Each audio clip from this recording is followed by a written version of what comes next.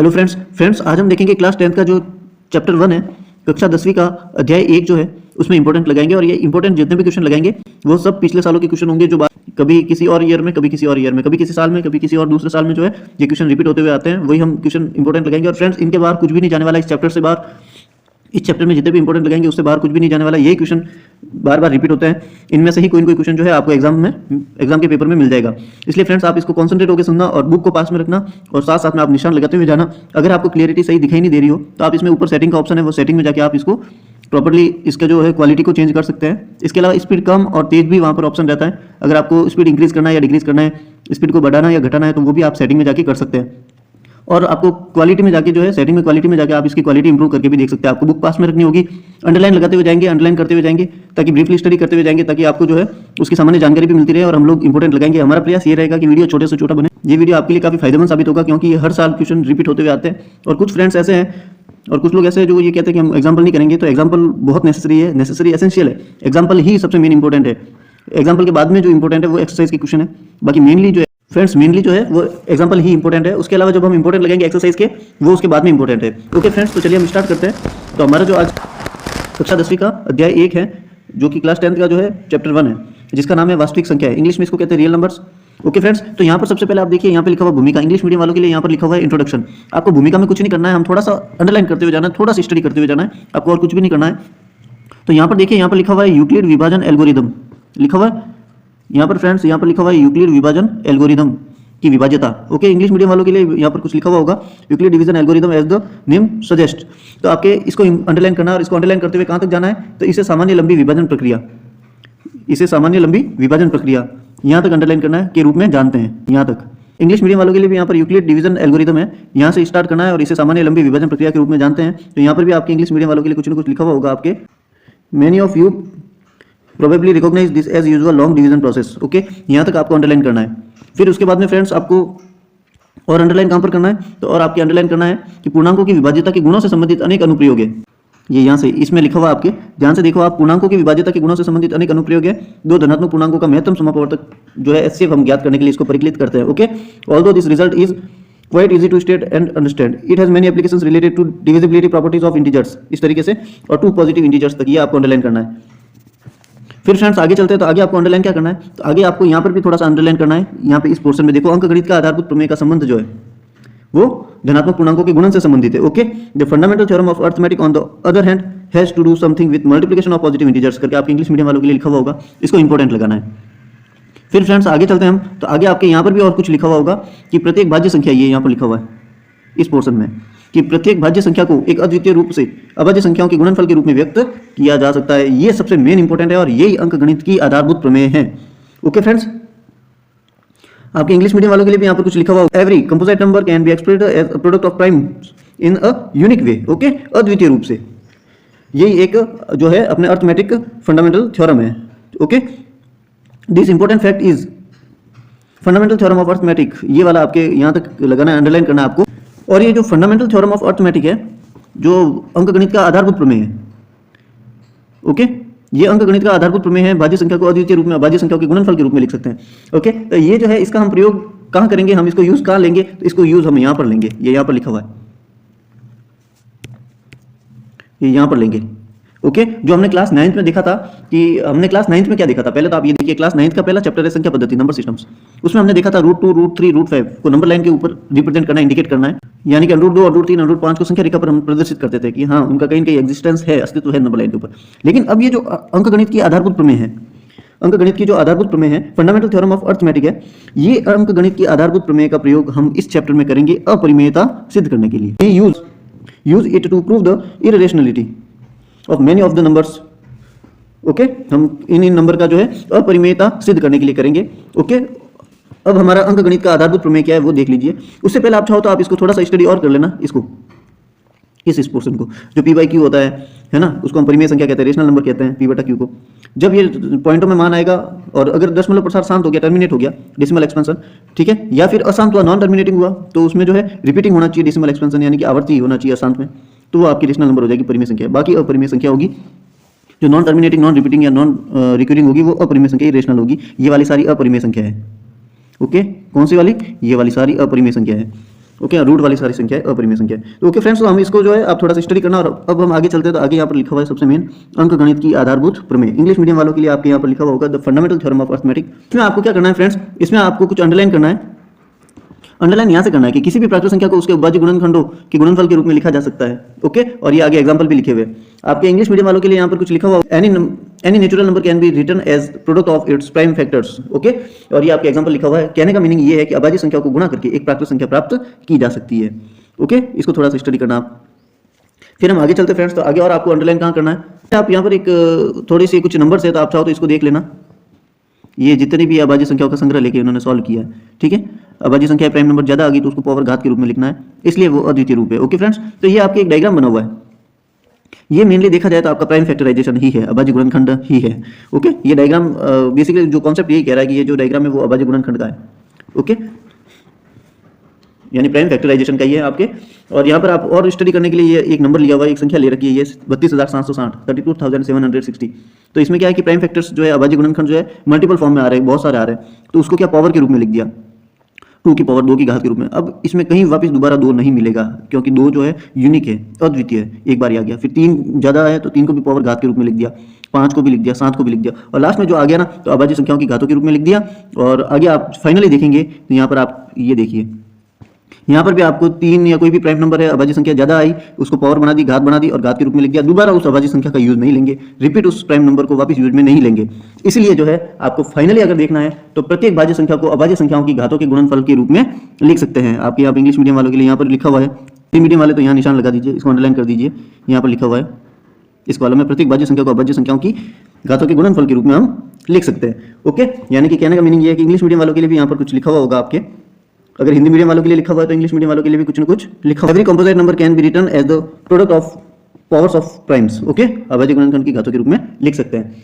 Okay, और ये जो आपने पावर घात के रूप में लिखा है, पावर के रूप में लिखा है, तो ये उसका जो है अभाज्य गुणनखंड, यही उसकी जो है अंकगणित की आधारभूत प्रमेय कहलाती है औपचारिक रूप से। ओके, और यही अंकगणित की आधारभूत प्रमेय कहलाती है, और इसको आगे इसको सॉल्व भी किया हुआ है। ओके, इंग्लिश मीडियम वालों के लिए भी यहाँ पर कुछ लिखा हुआ होगा, ये कि ये जो अंकगणित की आधारभूत प्रमेय जो है फंडामेंटल थ्योरम ऑफ अर्थमेटिक जो है ये कहलाती है। ओके, इसको अंडरलाइन करके इसको थोड़ा सा जो है उन्होंने औपचारिक रूप दिया है, ये अंकगणित की आधारभूत प्रमेय। और वो एक मैथमेटिशियन है कार्ल फ्रेडरिक ग्रॉस, उनके बारे में थोड़ी सी यहाँ पर जानकारी दी है। ओके, आप इसको थोड़ा सा चाहे तो स्टडी करना, लेकिन जहाँ मैं बोल रहा हूँ आप अंडरलाइन करते रहना। ओके फ्रेंड्स, आगे चलते तो आगे यहाँ पर लिखा हुआ अंकगणित की आधारभूत प्रमेय ये रहा, क्या कहती है कि प्रत्येक भाज्य संख्या अभाज्य संख्याओं के गुणनफल के रूप में गुणनखंडित की जा सकती है।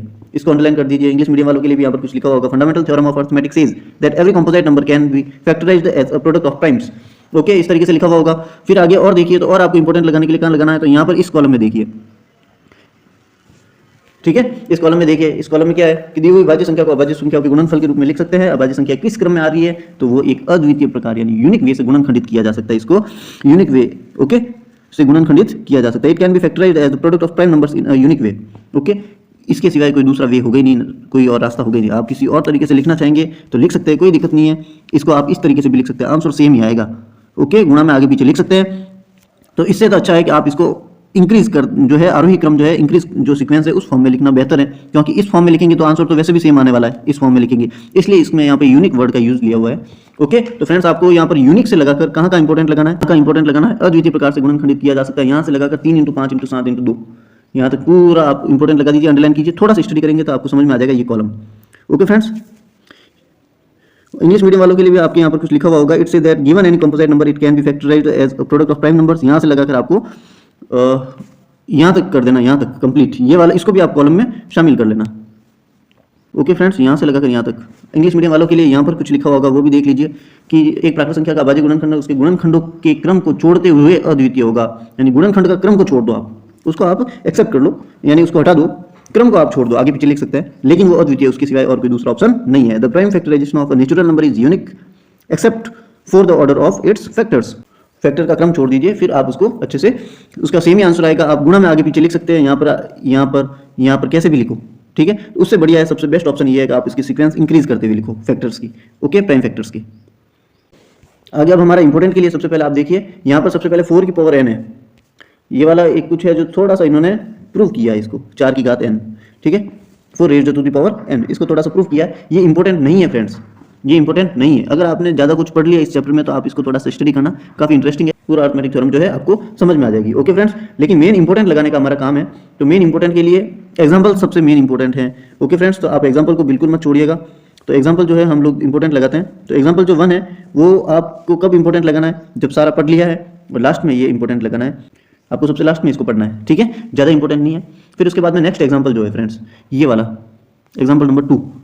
ओके, तो ये जो एग्जाम्पल नंबर 2 है ये भी इतना ज़्यादा इंपॉर्टेंट नहीं है, ठीक है, आपने सब कुछ पढ़ लिया है, ये ज़्यादा इंपॉर्टेंट नहीं है, ये भी ज़्यादा इंपॉर्टेंट नहीं है। ओके फ्रेंड्स, 6 और 20 वाला देखिए आप, मैं वापस बता देता हूँ कि फ्रेंड्स ये जो एग्जाम्पल है, एग्जाम्पल नंबर 1, उदाहरण नंबर 1, हिंदी मीडियम वालों के लिए संख्या 4 की घात n पर विचार कीजिए। इंग्लिश मीडियम वालों के लिए consider the numbers 4 raised to the power n। ये विशेष इंपॉर्टेंट नहीं है, ज़्यादा इंपॉर्टेंट नहीं है, लेकिन अगर आपने सब कुछ पढ़ लिया है तो इसको आप स्टडी कर सकते हैं, क्योंकि एग्जाम्पल है, इंपॉर्टेंट है, लेकिन ज़्यादा इंपॉर्टेंट नहीं है, तो आपको इस पर ज़्यादा गौर नहीं करना है, ज़्यादा नहीं देखना है। अगर सब कुछ पढ़ा है तो इसको पढ़ लीजिए। फिर सेकंड नंबर एग्जाम्पल, तो ये भी इंपॉर्टेंट है, लेकिन ये भी इतना इंपॉर्टेंट नहीं है। ओके, तो अगर आपने सब कुछ पढ़ा है तब आप पढ़ सकते हैं, वरना आपको पढ़ने की जरूरत नहीं है। एग्जाम्पल सेकंड जो है वो हिंदी मीडियम वालों के लिए संख्या 6 और 20 के अभाज्य गुणनखंड विधि। ओके, संख्या 6 और 20 के अभाज्य गुणनखंड विधि, जो आप इंग्लिश मीडियम वालों के लिए ये क्वेश्चन है, find the LCM and HCF of 6 and 20। ये ज़्यादा इंपॉर्टेंट नहीं है, अगर सब कुछ पढ़ा है तो पढ़ सकते हैं, क्योंकि एग्जाम्पल है। ओके फ्रेंड्स, फिर हम आगे चलते हैं। तो आगे यहाँ पर है एग्जाम्पल नंबर 3, अभाज्य गुणनखंड विधि द्वारा 96 और 404 का एचसीएफ ज्ञात कीजिए। ओके, इंग्लिश मीडियम वालों के लिए ये क्वेश्चन है, find the HCF of 96 and 404। Okay, ये वाला क्वेश्चन है, ये भी ज़्यादा इंपॉर्टेंट नहीं है, एग्जाम्पल है, इंपॉर्टेंट है, लेकिन ज़्यादा इंपॉर्टेंट नहीं है, सब कुछ पढ़ रखा है तो आप इसको कर सकते हैं। फिर फ्रेंड्स आगे चलते हैं, तो आगे है एग्जाम्पल नंबर 4, संख्या 6, 72, 120 का अभाज्य गुणनखंड विधि द्वारा एचसीएफ एलसीएम ज्ञात कीजिए। ओके, इंग्लिश मीडियम वालों के लिए ये क्वेश्चन क्या रहेगा, तो एग्जाम्पल 4 रहेगा, find the HCF and LCM of 6, 72 and 120। ये आप very very very very important है, ये वेरी वेरी वेरी इंपॉर्टेंट है, इसको आप इंपॉर्टेंट लगा दीजिए। अगर आप इसको चाहे तो आप इसके लिए होली, दिवाली, तारे, जितने भी पटाखे फोड़ने हैं फोड़ सकते हैं आप। ये बहुत ज़्यादा इंपॉर्टेंट है, और ये पिछले बोर्ड में 8 बार आ रखा है। मेरे पास एक बुक पड़ी है जिसमें हमने इंपॉर्टेंट, ये 8 टाइम्स यानी कि 8 बार आ रखा है बोर्ड में, पिछले जितने भी क्वेश्चन जो हमारे पास अवेलेबल हुए डाउनलोड किए हुए, तो उसमें 8 बार आ रखा है। ये बहुत ही ज़्यादा इंपॉर्टेंट है। कौन सा इंपॉर्टेंट क्वेश्चन है, ये वाला एग्जाम्पल 4। यानी क्वेश्चन क्या कह रहा है, अगर आपकी बुक चेंज भी है तो क्वेश्चन ही बता देता हूँ मैं आपको। हिंदी मीडियम वालों के लिए संख्या 6, अगर आपको क्वालिटी सही दिखाई नहीं दे रही है तो आप इसमें सेटिंग में जाके क्वालिटी चेंज कर सकते हो, तो आपको क्वेश्चन सामने दिखाई देगा, और बुक अपने पास रखिए। संख्या 6, 72 और 120, 6, 72 और 120 का अभाज्य गुणनखंड विधि द्वारा एचसीएफ ज्ञात कीजिए। ये बहुत ज़्यादा इंपॉर्टेंट क्वेश्चन है।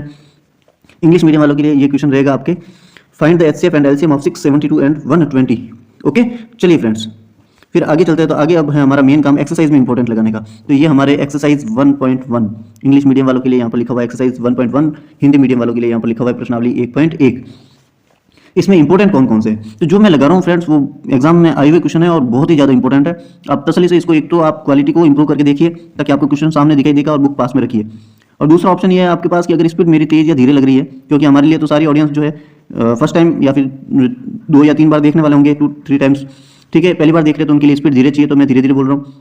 अगर फिर भी लग रहा है कि हम दोबारा देख रहे हैं तो आप इसकी स्पीड भी इंप्रूव कर सकते हैं सेटिंग में जाके। एक्सरसाइज 1.1 प्रश्नावली 1.1, इसमें इंपॉर्टेंट के लिए आप देखिए कौन कौन से इंपॉर्टेंट क्वेश्चन है, बहुत ही ज्यादा इंपॉर्टेंट क्वेश्चन है। क्वेश्चन नंबर 1, निम्नलिखित संख्याओं को अभाज्य गुणनखंडों के गुणनफल के रूप में व्यक्त कीजिए। ओके, इंग्लिश मीडियम वालों के लिए ये क्वेश्चन है, express each number as a product of its prime factors.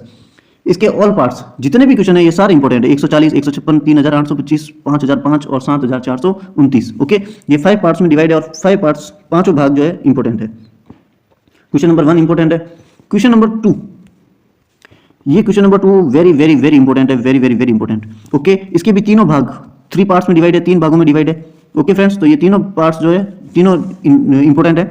Hindi medium वालों के लिए ये क्वेश्चन है, पूर्णांकों के निम्नलिखित युग्मों के एचसीएफ और एलसीएम ज्ञात कीजिए।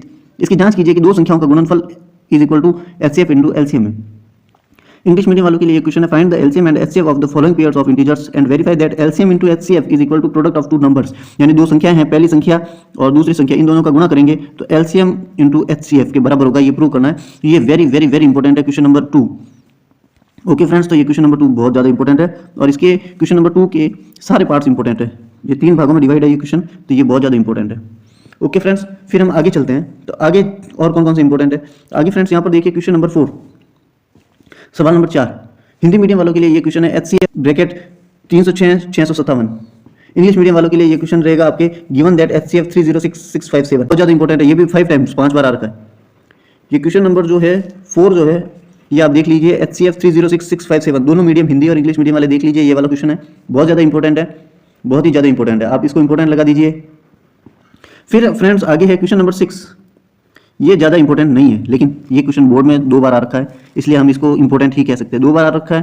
फ्रेंड्स मेरे पास जो बुक पड़ी है इसमें कुछ क्वेश्चन ऐसे हैं जो 10 टाइम्स 10 बार आ रखे हैं, कुछ क्वेश्चन ऐसे हैं जो 2 बार आ रखे हैं, ठीक है, तो हमने सबको इंपॉर्टेंट लगाया है, तो इसलिए क्वेश्चन नंबर 6 ये भी इंपॉर्टेंट है। क्वेश्चन नंबर 6 हिंदी मीडियम वाले सुन लीजिए, व्याख्या कीजिए कि 7 × 11 × 13 + 13। इंग्लिश मीडियम वालों के लिए ये क्वेश्चन है, एक्सप्लेन वाई 7 × 11 × 13 + 13, ये वाला क्वेश्चन है, ये इंपॉर्टेंट है। फिर उसके बाद में लास्ट क्वेश्चन है 7 नंबर क्वेश्चन, किसी खेल के मैदान के चारों तरफ एक वृत्ताकार पथ, there is a circular path around sports field, ये वाला क्वेश्चन है 7 नंबर, ये ज़्यादा इंपॉर्टेंट नहीं है लेकिन फिर भी इंपॉर्टेंट है, इसको आप नहीं करेंगे तो भी चलेगा। ओके फ्रेंड्स, फिर हम आगे चलते हैं, तो आगे यहाँ पर लिखा हुआ है फ्रेंड्स, हिंदी मीडियम वालों के लिए अपरिमेय संख्याओं का पुनर्भरण, इंग्लिश मीडियम वालों के लिए यहाँ पर लिखा रिविजिटिंग इरेशनल नंबर्स, ओके, अपरिमेय संख्याओं का पुनर्भरण। अब इसमें हम थोड़ा थोड़ा स्टडी करते हुए भी जाएंगे फ्रेंड्स, ठीक है, तो यहाँ पर आपको अंडरलाइन कहाँ पर करना है, थोड़ी सी स्टडी कहाँ करना है कि परिमेय और अपरिमेय संख्याएं मिलकर वास्तविक संख्याएं बनाती हैं, यहाँ पर आप इंपॉर्टेंट लिख कर दीजिए फ्रेंड्स, यहाँ पर आप इंपॉर्टेंट कर दीजिए, इस कॉलम को आप इंपॉर्टेंट कर दीजिए। कहाँ से करना है कि परिमेय और अपरिमेय संख्याएं मिलकर वास्तविक संख्याएं बनाती हैं। इंग्लिश मीडियम वालों के लिए यहाँ पर आपके कुछ लिखा हुआ होगा, rational and irrational together made up the real numbers, okay, यहाँ से आपको अंडरलाइन करना है और इस पूरे कॉलम को आप अंडरलाइन कर लीजिए।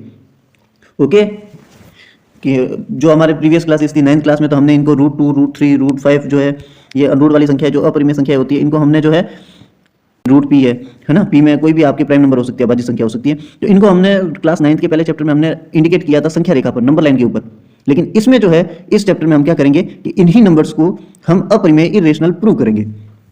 ओके फ्रेंड्स, तो ये थोड़ा सा आप स्टडी करना, थोड़ा सा स्टडी करते हुए जाएंगे तो आपको आसानी से ये समझ में आता रहेगा। फिर फ्रेंड्स आगे चलते तो यहाँ पर आप देखिए कि याद कीजिए कि संख्या s परिमेय संख्या कहलाती है जब हम p/q के रूप में लिखते हैं, ये भी हमने 9th क्लास में पढ़ा हुआ है, ये भी हमने 9th क्लास में पहले चैप्टर में पढ़े हुए सारे ये नंबर जितने भी होंगे, रूट वाले, पाई, ओके, या फिर non terminating non repeating, non terminating non recurring यानी अशांत अनावर्ती, ओके, अशांत अनावर्ती, non terminating non repeating, okay, यानी अनवसानी अनावर्ती वाली संख्या सारी अपरिमेय होती है और इनको प्रूव करना होता है कि ये इरेशनल है, अपरिमेय है। ओके, तो ये प्रूव करने के लिए क्या है कि मान लीजिए कि प्रूव करने के लिए ये ज़्यादा इंपॉर्टेंट तो नहीं है ये वाला थ्योरम कि मान लीजिए p एक अभाज्य संख्या है, okay, let p be a prime number, ज़्यादा इंपॉर्टेंट नहीं है, बस एक प्रूव करने के लिए है, तो आप इसको इंपॉर्टेंट मत लगाइए। अगर आपने सब कुछ पढ़ रखा है और 100 में से 100 नंबर लाने 100 आउट ऑफ 100, तो फिर आप इसको पढ़ लीजिए।